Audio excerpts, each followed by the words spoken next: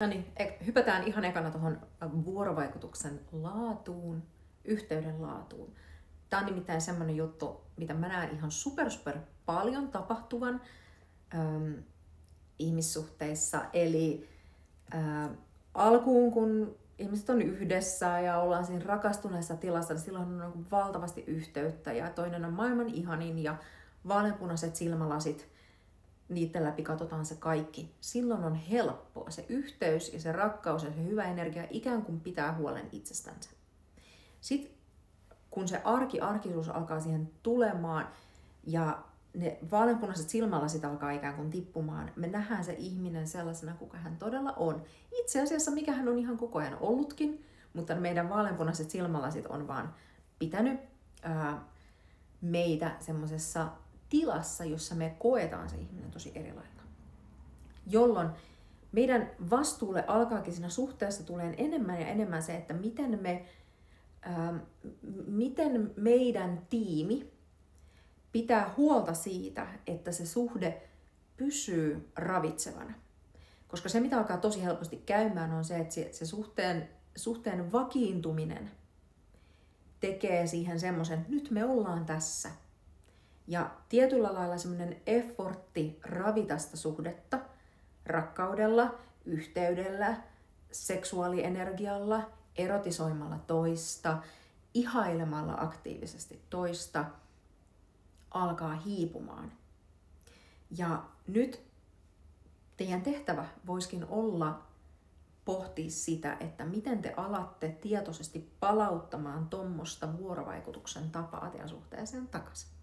Minkälaiset elementit sieltä on tarpeen ottaa mukaan, että tulee sellainen olo, että ihan joka päivä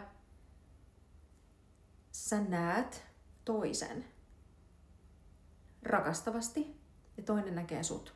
Ja teille tulee sellaisia yhteyden hetkiä, missä teillä on iloa ja hyvinvointia yhdessä, eikä vaan niin, että sitä arkea suoritetaan yhdessä semmoisena teknisenä tiiminä, vaan se, että te ei suoritatte, vaan nimenomaan ette suorita, vaan te kohtaatte arjessa rakkaustiiminä, suhdetiiminä, aikuisina, jotka kaipaa siihen teidän suhteeseen todennäköisesti semmoista tuntua siitä energiasta, että tässä on hyvä olla.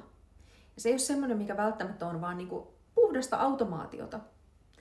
No ei ainakaan, jos sä oot siinä ja kuuntelemassa tätä nytten, vaan siinä pitää katsoa peiliin, että mitä mä olen tässä suhteessa tolle toiselle, ja kummankin tulee tehdä se. Ja yhteys on semmoinen asia, mitä tosi moni kaipaa ja kokee olevansa vailla, mutta yhteydessä on myös semmoinen jippo, että yhteyttä ei voi luoda yksin, vaan sen tiimin, eli teidän, tulisi nähdä, kokea ja tiedostaa se tarve vahvistaa sitä yhteyttä, sitä hyvää, rakastavaa yhteyttä. Ja keinoja sille on oikeasti se, että toisen ääreen ja suhteen ääreen pitää pysähtyä tietoisesti ja aktiivisesti.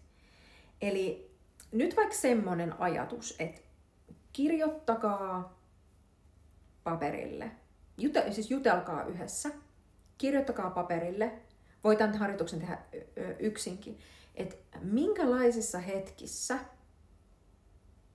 sä ja te koette hyvää yhteyttä teidän suhteessa.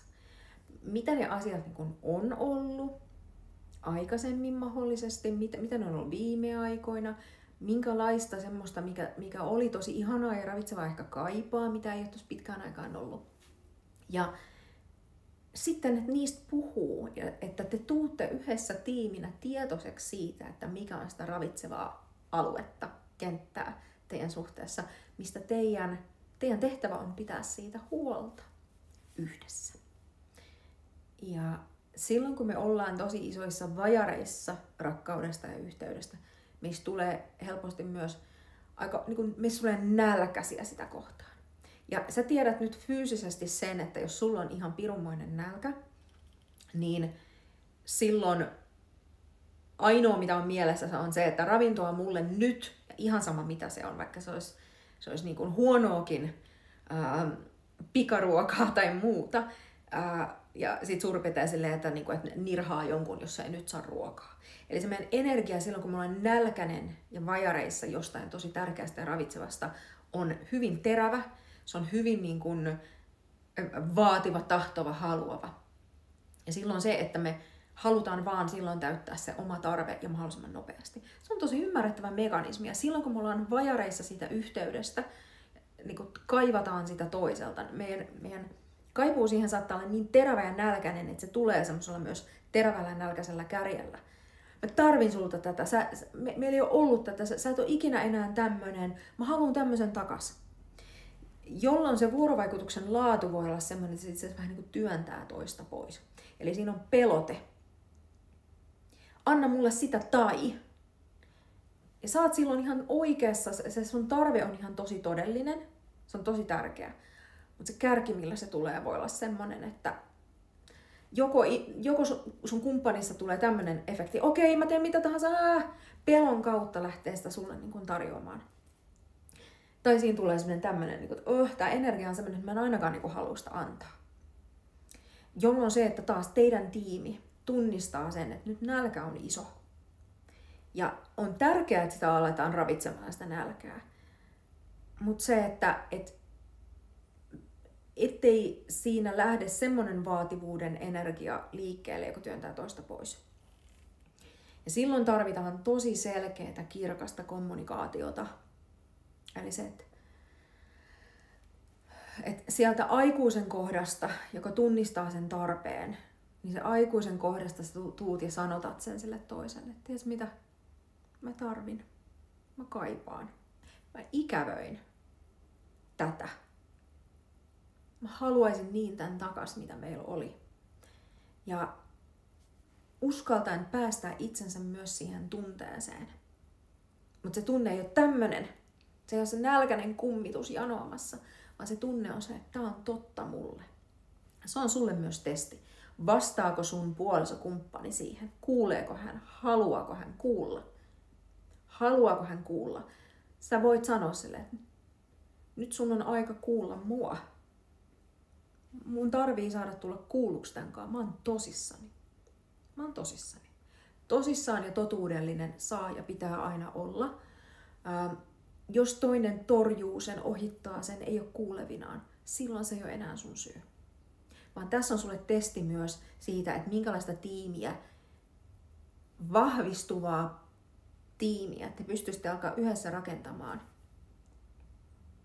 Toisen pitää kuulla sua, toisella pitää olla tahto, riittävä kyvykkyys ja motivaatio tulla kohti. Ja siitä tullaan kohti energiaan. Eli yleensä se, että me tunnetaan toisessa kohti energiaa meitä kohtaan. Silmiin katsominen, hymyt, halaukset, suudelmat, haluaminen, tehdään kivoja asioita yhdessä, mitä sulle kuuluu, sä näytät hyvältä tänään, oiko sä tuoksut hyvältä, mitä tehdään viikonloppuna, mitä sä haluaisit syödä. Kaikki sellaiset pienet isot jutut, jotka nimenomaan vahvistaa sitä, että hei, mä haluan nähdä, kuulla sut tässä suhteessa, mä haluan, että sulla on hyvä olo. Niin niiden täytyy olla semmosia, että kumpikin tekee niitä toisillensa, eikä vaan toinen. Ja suhdetiimi muodostuu siitä, että te koko ajan tiedätte, että se tiimi haluaa pitää huolta toisistansa ja vahvistaa sitä rakkautta ja yhteyttä ja pitää siitä huolta. Tää on ihmissuhde. Tää on ihmissuhde. Mikään muu versio ei ole ihmissuhde. Se voi olla ihmissuhteen kuori ja rakenne, yhdessä asuminen, avioliitto, olla vanhempi yhdessä, mutta se sisältö voi olla hyvin tyhjää ilman tätä.